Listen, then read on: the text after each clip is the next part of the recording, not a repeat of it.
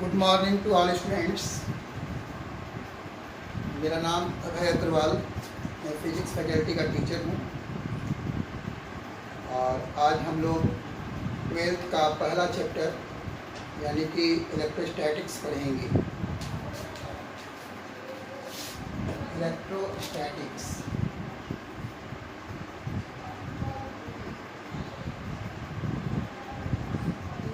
सबसे पहले तुम जानते हो कि एवरीडे लाइफ में बहुत सारे अप्लायंस आप लोग यूज करते हैं, जैसे कि मोबाइल हो गया, हीटर हो गया, फैन हो गया, टीवी हो गया।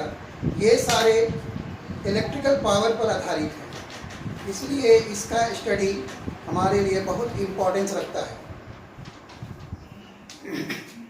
तो इसको हम लोग फिजिक्स के जिस ब्रांच में हम लोग स्टडी करते हैं उसको कहते हैं इलेक्ट्रिसिटी।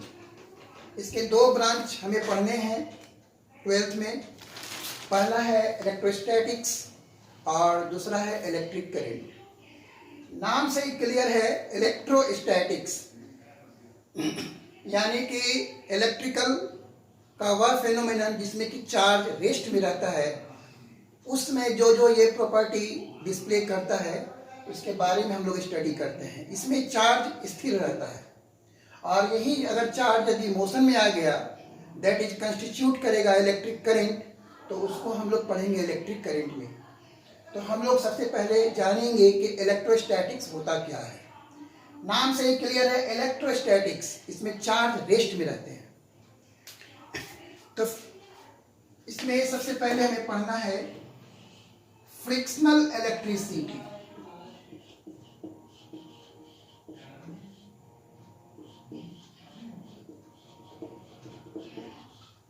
फ्रिक्शनल इलेक्ट्रिसिटी क्या है? एक्सपीरियंस से तुम्हें ये मालूम है कि जब दो बॉडी को एक दूसरे के अगेंस्ट अगर तुम रब करते हो, रगड़ते हो, और उस बॉडी को अगर कागज के टुकड़े के पास ले जाओ तो उसमें अट्रैक्शन का प्रॉपर्टी आता है। जैसे कि अगर तुम ग्लास रॉड को रगड़ो सील के कपड़े पर और उस ग्लास रॉड को तुम ले जाओ कागज के छोटे छोटे टुकड़े पर के पास, तो तुम देखोगे कि कागज का टुकड़ा उस ग्लास रॉड के थ्रू अट्रैक्ट हो जाता है।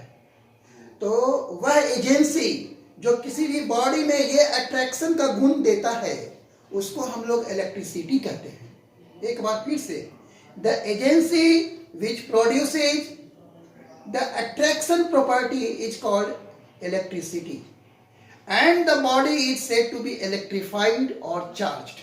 यहां पर ग्लास रॉड क्या हो गया? चार्ज हो गया। अब ये चार्ज एक जगह स्थिर है, ये चार्ज मोशन में नहीं है, एक जगह स्थिर है, इसलिए इस इलेक्ट्रिसिटी को हम लोग कहेंगे क्या? स्टैटिक इलेक्ट्रिसिटी या इलेक्ट्रोस्टैटिक्स। चूंकि ये जो अट्रैक्शन का जो गुण आया ड्यू टू फ्रिक्शन आया, इसलिए इसका नाम है फ्रिक्शनल इलेक्ट्रिसिटी। तो हम लोग समझ गए कि इलेक्ट्रिसिटी क्या हो गया। Electricity is the property by virtue of which any electrified material attract any body. किसी भी बॉडी में अट्रैक्शन का गुण आना दैट इज इलेक्ट्रिसिटी हुआ। और चूंकि यह इलेक्ट्रिसिटी बाय फ्रिक्शन हुआ, बाय रबिंग हुआ, इसलिए इस इलेक्ट्रिसिटी को हम लोग कहेंगे क्या? Frictional electricity. और वो जो बॉडी है जो इलेक्ट्रिफाइड हो गया उसको कहेंगे इलेक्ट्रिफाइड या चार्ज्ड बॉडी। अब तुम्हारे सामने सेकंड टर्म आता है चार्ज। चार्ज क्या है? जिस तरह से तुम लोग पढ़े हो मैकेनिक्स में मास, उसी तरह से इलेक्ट्रिसिटी में हम लोग पढ़ेंगे चार्ज। दोनों में समानता है। अब यहां पर देखो कि जिस तरह से मास एक अनडिफाइंड टर्म है, उसी तरह से चार्ज भी एक अनडिफाइंड टर्म है।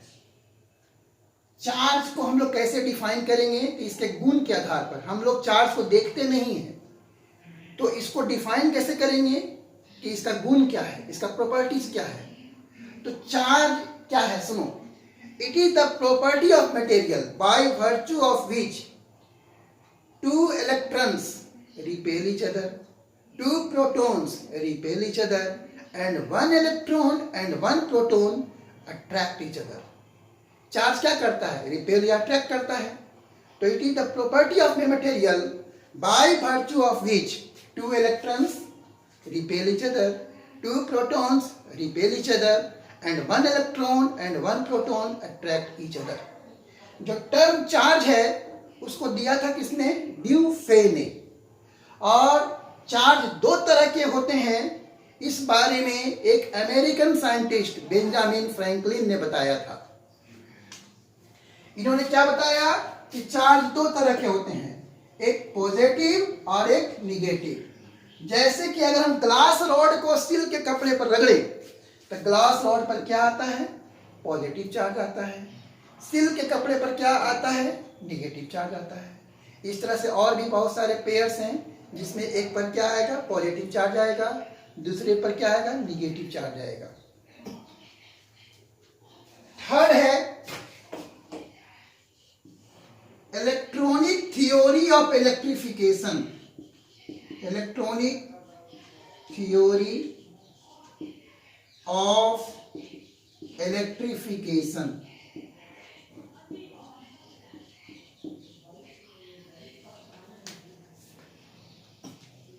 यहां पर समझिए, तुम जानते हो कि एटम्स न्यूट्रल होता है. इसका कारण क्या है?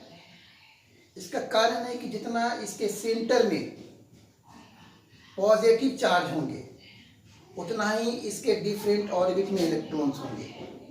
मान लो कि इसके सेंटर में 10 प्रोटॉन है तो डिफरेंट ऑर्बिट में भी 10 इलेक्ट्रॉन है.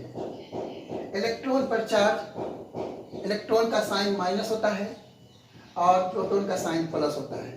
अगर 10 प्लस को 10 माइनस से अगर हम सम करोगे तो नेट क्या मिलेगा? 0.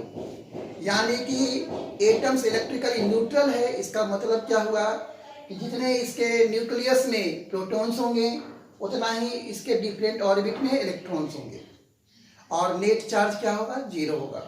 लेकिन जब एक बॉडी को दूसरे बॉडी पर रगड़ेंगे तो कुछ इलेक्ट्रॉन जो इसके आउटर मोस्ट ऑर्बिट में है वो क्या करेंगे कि दूसरे बॉडी में चले जाएंगे. तो जो बॉडी इलेक्ट्रॉन खो चुका है, यानी उसमें प्रोटॉन के कंपैरिजन में इलेक्ट्रॉन की संख्या क्या हो गई? कम गई. तो उस पर क्या होगा? नेट पॉजिटिव चार्ज आ जाएगा. और जो बॉडी इलेक्ट्रॉन एक्सेप्ट कर लिया है, जिसमें इलेक्ट्रॉन का ट्रांसफर हो गया, उस पर चूंकि इलेक्ट्रॉन का नंबर क्या होगा? बढ़ जाएगा प्रोटॉन के नंबर से, यानी उस पर नेट क्या आ जाएगा? Negative charge. जैसे देखो, मान लो कि किसी भी बॉडी में 10 प्रोटॉन है और 10 इलेक्ट्रॉन है. दूसरे बॉडी में 12 इलेक्ट्रॉन है, 12 प्रोटॉन है.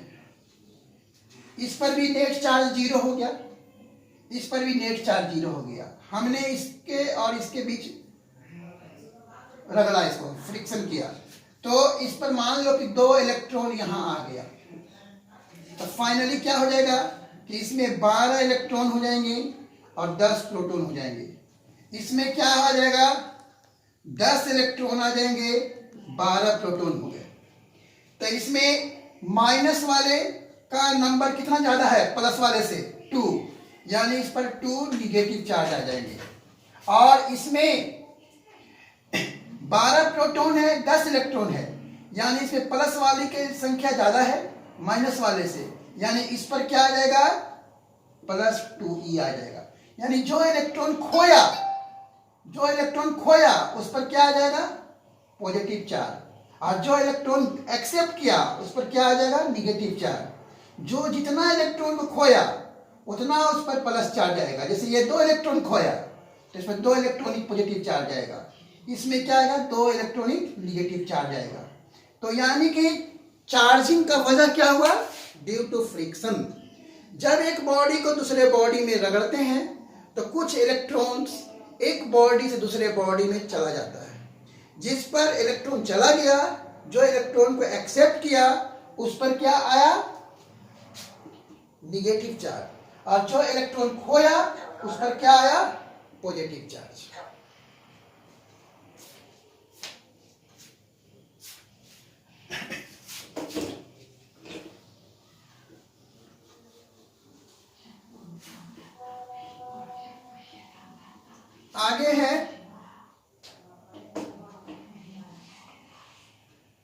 Quantization of charge.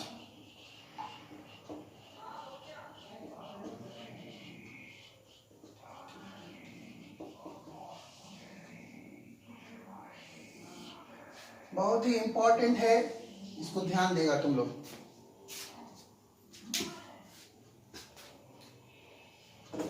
ये कहता है, अभी हम लोग देखे हैं कि किसी भी बॉडी में charge due to transfer of electrons होता है।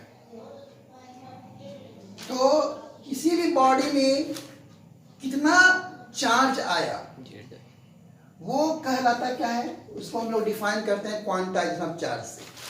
यानी कि किसी भी बॉडी में जो चार्ज होगा वो क्या होगा, एक इलेक्ट्रॉनिक चार्ज का इंटीग्रल मल्टीपल होगा। यानी कि इसको कैसे डिफाइन करेंगे, the charge on a body is an integral multiple of electronic charge. The charge on a body is an integral multiple of electronic charge। यानी कि इसको मैथमेटिकली कैसे लिखेंगे, Q इक्वल टू LE। यहां पर E क्या है, इलेक्ट्रॉनिक चार्ज है। E क्या है, इलेक्ट्रॉनिक चार्ज।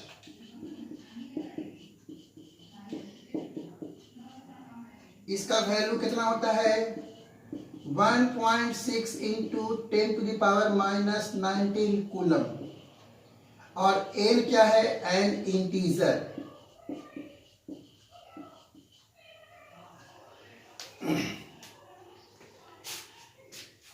जब कोई वस्तु इलेक्ट्रॉन खोएगा उस पर पॉजिटिव चार्ज होगा, जब कोई वस्तु इलेक्ट्रॉन एक्सेप्ट करेगा तो उस पर नेगेटिव चार्ज होगा।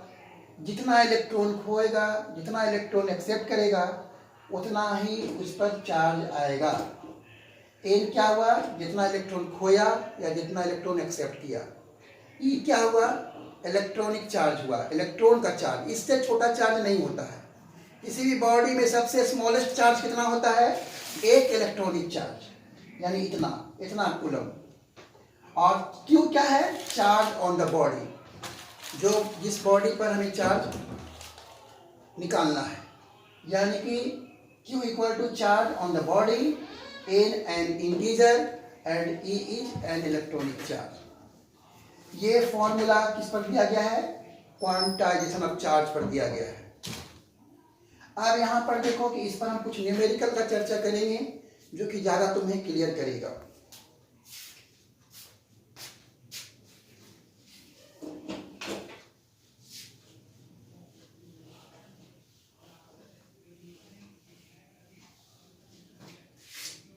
पहला क्वेश्चन हम लिख दे रहे हैं, फाइंड द चार्ज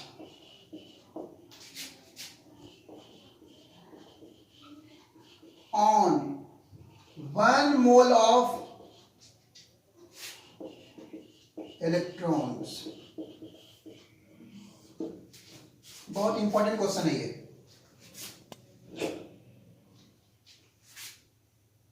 एक मोल इलेक्ट्रॉन है, यानी कि N इक्वल टू कितना हो जाएगा, एक मोल में कितना होता है, 6.023 गुने 10 टू द पावर 23। और एक इलेक्ट्रॉनिक चार्ज बराबर कितना होगा, माइनस 19 कूलम। क्यू निकालना है, एन ई, यानी कि 6.023 into 1.6 into 10 to the power minus 19। इसको मल्टीप्लाई करोगे तो लगभग आ जाएगा तुमको 96,500 कूलम। इसका मतलब हुआ कि एक मोल इलेक्ट्रॉन में 96,500 कूलम होता है। और इस एक मोल इलेक्ट्रॉनिक चार्ज को हम हम लोग 1 फैराडे भी कहते हैं, जो कि केमिस्ट्री में पढ़े होंगे। 1 मोल इलेक्ट्रॉनिक चार्ज को क्या कहते हैं? 1 फैराडे। यानी कि इसको हम लोग कहते हैं 1 फैराडे। यानी कि तुम इसका मतलब क्या हुआ? 1 Faraday equal to 96,500 coulomb.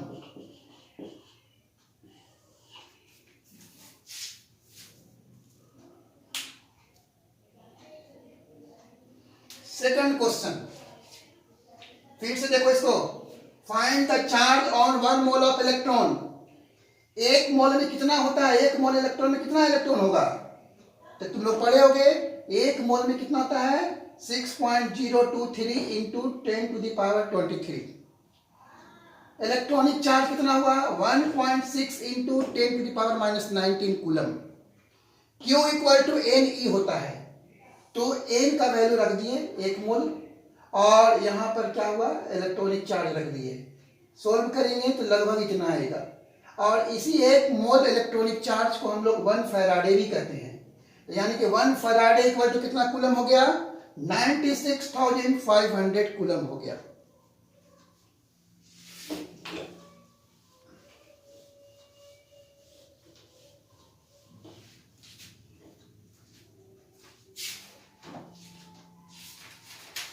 Second question है 10,000 इलेक्ट्रॉन्स आर रिमूव्ड।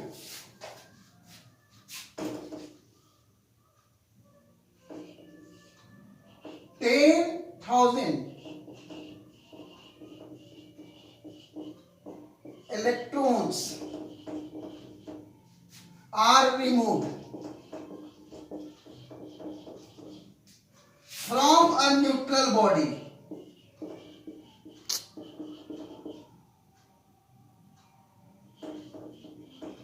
याद रखो, यहां पर इलेक्ट्रॉन निकाला गया है, इलेक्ट्रॉन रिमूव किया गया है। Find the charge on the body. Find the charge on the body.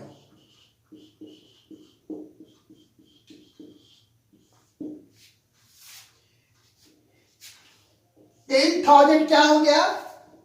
N हो गया। 10,000 और ई कितना होता है? 19 कूलम। तो Q इक्वल टू कितना हो जाएगा? एन एन कितना हो गया? 10⁴ और E कितना हो गया? 1.6 इंटू 10⁻−19। यानी सोल्व करोगे तो 1.6 इंटू 10⁻−15 कूलम। अब चूंकि ये इलेक्ट्रॉन निकाला गया है इस बॉडी से, तो जब किसी बॉडी से इलेक्ट्रॉन निकालेंगे तो उस पर चार्ज क्या होगा? पॉजिटिव। तो यानी कि इस पर चार्ज क्या आ जाएगा? Positive. Clear?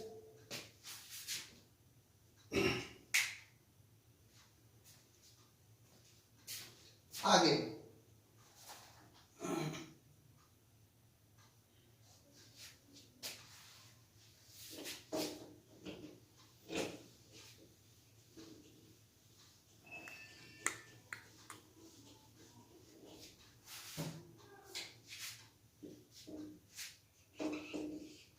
a pith ball is supplied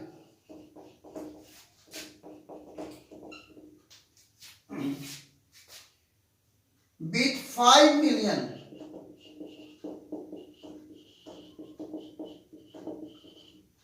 1 million में था 10⁻6, याद रखना, इलेक्ट्रॉन्स। फाइंड द चार्ज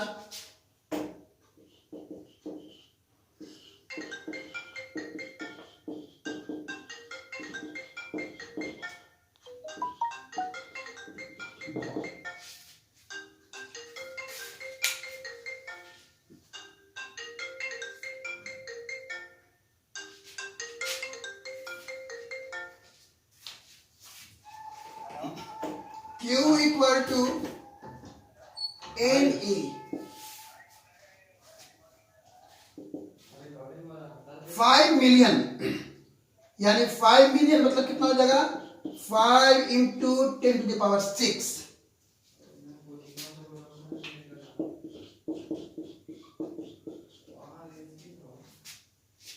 कितना हो जाएगा 16×5 = 80, यानी 8 हो जाएगा। और यहाँ कितना हो जाएगा कूलम। क्योंकि पीठ बॉल में इलेक्ट्रॉन को सप्लाई किए हैं, यानी इस पर चार्ज क्या आएगा निगेटिव आ जाएगा।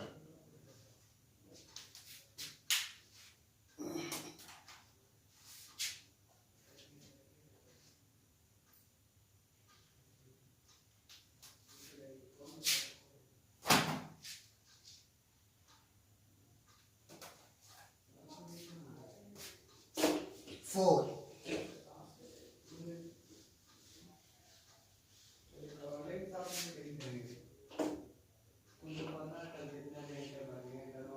How many electrons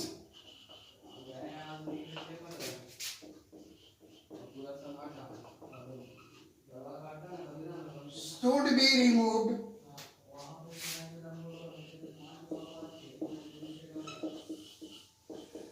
from a neutral body so that it may acquire 1 coulomb. कितना इलेक्ट्रॉन किसी न्यूट्रल बॉडी से हम निकाल दें कि उस पर चार्ज कितना आ जाए 1 कूलम आ जाए। तो यहां पर देखो दिया हुआ क्या है Q equal to 1 coulomb, E equal to तुम जानते हो 1.6 इंटू 10⁻⁻19 कूलम होता है। कितना इलेक्ट्रॉन निकालना है, यानी N इक्वल टू 1। अब हमें N निकालना है तो फॉर्मूला क्या लगाएंगे क्वांटाइजेशन ऑफ चार्ज वाला, Q equal to N E. N equal to कितना हो जाएगा Q बाई E, यानी कितना हो जाएगा 1 ऊपर हो गया, नीचे कितना हो गया 1.6 इंटू 10⁻⁻19। सोल्व करोगे इसको तो कितना आ जाएगा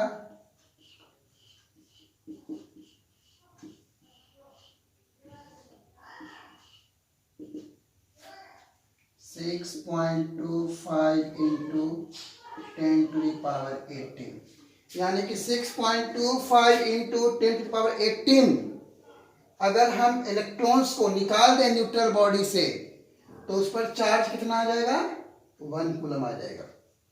यानी किसी भी न्यूट्रल बॉडी से अगर हम 6.25 इंटू 10⁻18 इलेक्ट्रॉन्स निकाल देंगे तो उस पर चार्ज कितना आ जाएगा 1 कूलम आ जाएगा। अब यहां पर देखो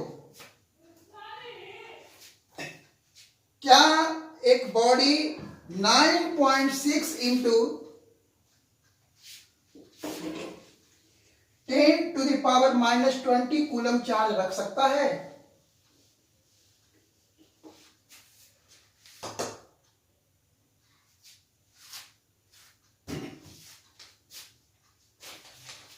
Can a body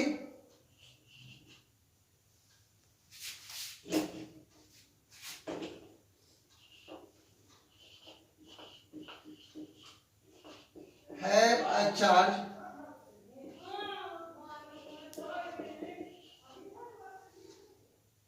(9.6 into 10⁻⁻20 coulomb?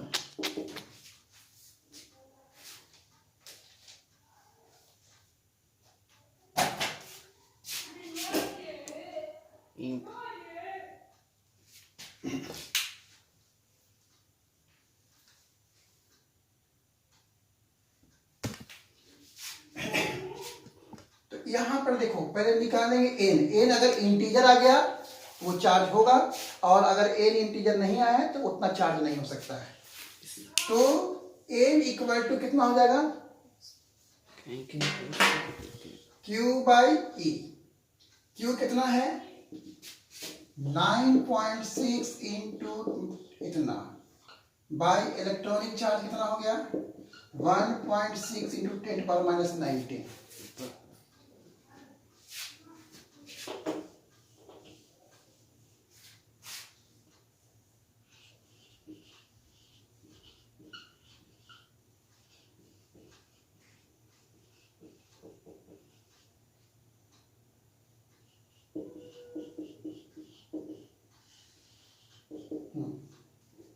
तो इसको सोल्व करोगे तो कितना आ जाएगा यानी कि 0.6 इंटीजर नहीं है,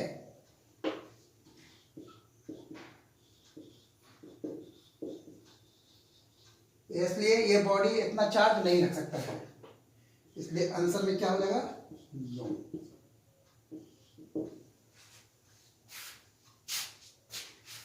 एक और क्वेश्चन है,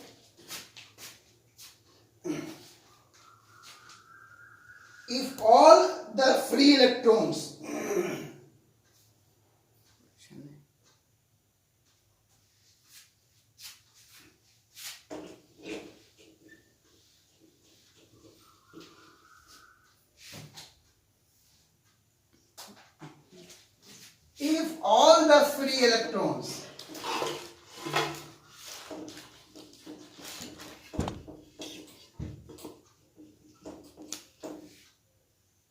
of an aluminum ball of mass 2.7 gram be removed,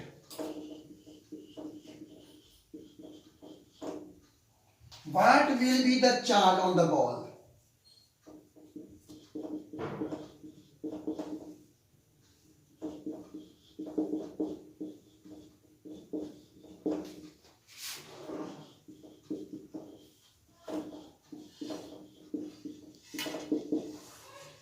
तुम जानते हो कि एल्युमिनियम का जो एटॉमिक मास होता है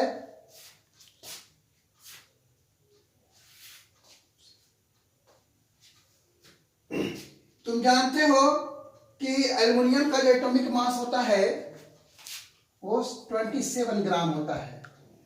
तो 27 ग्राम एल्युमिनियम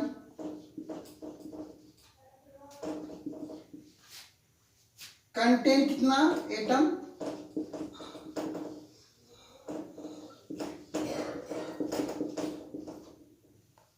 एटम्स। तो हमको निकालना है इतना ग्राम में, तो इतना ग्राम एल्युमिनियम कितना कंटेन करेगा 6.023 इंटू 10⁻23 बाई 27 इंटू 2.7 यानी कि कितना हो जाएगा 6.023 इंटू 10⁻22 इतना एटम्स होंगे। इतना एटम होंगे 2.7 ग्राम में। एल्युमिनियम का वैलेंसी कितना होता है 3, यानी एक एल्युमिनियम एटम में 3 फ्री इलेक्ट्रॉन्स होंगे। तो इतना एटम में कितने फ्री इलेक्ट्रॉन्स हो जाएंगे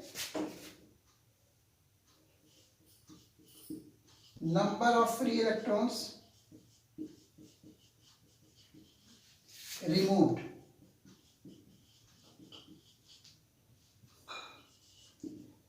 कितने हो जाएंगे 6.023 इंटू 10⁻22 इंटू 3। ये काम करेगा एन का, तो चार्ज कितना हो जाएगा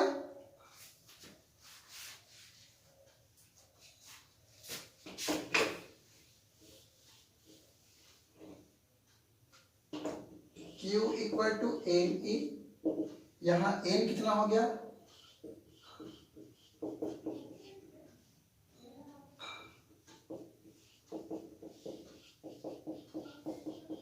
सॉल्व करेंगे आप लोग आंसर आ जाएगा। ठीक है, आज हम इतना ही बताएंगे। अगले क्लास में हम इसके आगे बता देंगे कि चार्ज का प्रोसेस क्या है, कैसे किसी बॉडी को चार्ज करते हैं और चार्ज के क्या क्या गुण हैं, उसके बाद हम बता देंगे कूलम्ब्स लॉ। इस पर जो भी इम्पोर्टेंट न्यूमेरिकल है इसके बारे में फिर हम लोग डिस्कस करेंगे। एनसीईआरटी से एससी वर्मा हो गया और एग्जाम्पल हो गया। धन्यवाद।